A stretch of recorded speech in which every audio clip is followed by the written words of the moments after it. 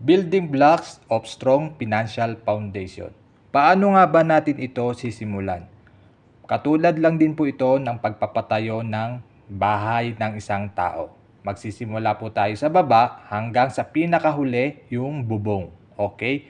So, by the way, I'm Nilo Padrilan. I'm IMG Financial Educator. Sishare ko po sa inyo kung paano mag-build ng ating strong financial foundation. Okay. So, mag-start po tayo sa increase cash flow. Hindi dapat tayo nakadepende sa isang source of income, create other income. Sa panahon ngayon, marami ng paraan para kumita, lalo na sa online. At hindi sapat sa isang pamilya ang iisa lang ang kumikita. Okay? So, increase cash flow, matutulungan din tayo dito ng IMG. Pangalawa, healthcare. Ang una nating binubuo dahil sa tayo ang money machine ng ating pamilya. At mahal magkasakit, magastos magkasakit. The near fact na tao lamang tayo, kahit anong edad, anytime, anywhere, pwede tayong dapuan ng karamdaman.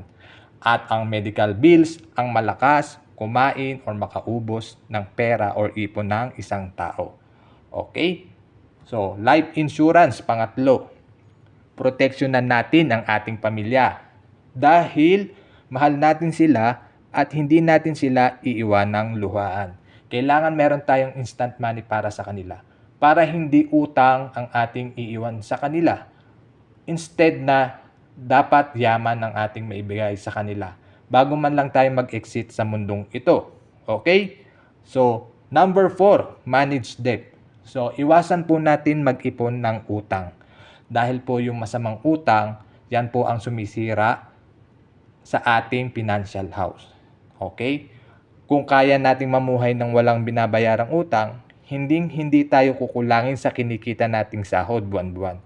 Iwasang mangutang ng di mabaon sa laki ng interest na babayaran. Okay? Kasi ang utang, may interest yan at nagko-compound. So, magiging kalaban natin ang pera. Okay? So, emergency fund. Okay? Dahil ang emergency ay hindi nagpapaalam kung kailan siya darating. Kusa itong dumarating sa buhay ng tao. Halimbawa na lang sa panahon ng tag-ulan or bagyo, meron tayong funds na gagalawin at para hindi natin kailangan mangutang at magbenta ng mga ari-arian pa. Okay? So, yun, at least 3 to 6 months ng ating monthly income. Makapagtabi tayo. Okay? And then, yung last ay investment. Masarap mamuhay kung ang pinaghirapan natin ay nakakatulong sa atin lalo na sa panahon ng pagre-retiro. Ito yung tinatawag na money working for us. Na kahit wala na tayong active job, may pera pa rin dumarating sa atin at may magagamit tayo. Example ng mga investment is yung mga liquid like halimbawa yung mutual fund, stock market, real estate, REIT, most 18, and siyempre, pwede din tayong mag-business. Okay? Maraming paraan ngayon. Kung pwede tayong mag-business, yan, investment din yan. Basta yung may pumapasok sa atin na income sa ating bulsa. Okay? So, ang karamihan kasi ang inuuna, investment. Yan, mga bahay, sasakyan, kotse, lupa, alahas.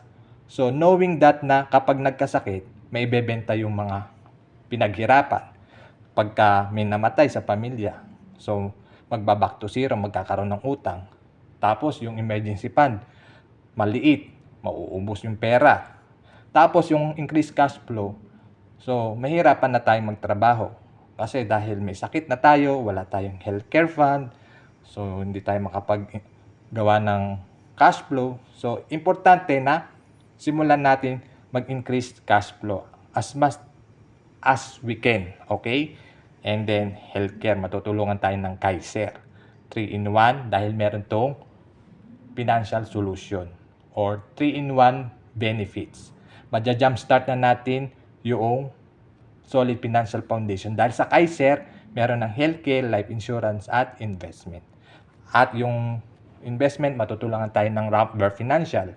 Yung life insurance, matutulungan tayo ng Manila Bankers Life.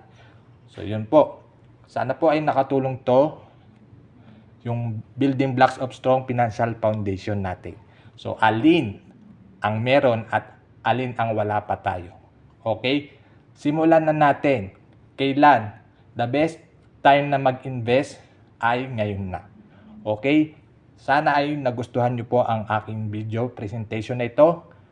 At sana po ay makatulong to sa inyo para magkaroon tayo ng magandang financial journey. Okay? At please like and share kung nagustuhan mo ang video na ito. Thank you for watching. Follow me for more. Thank you.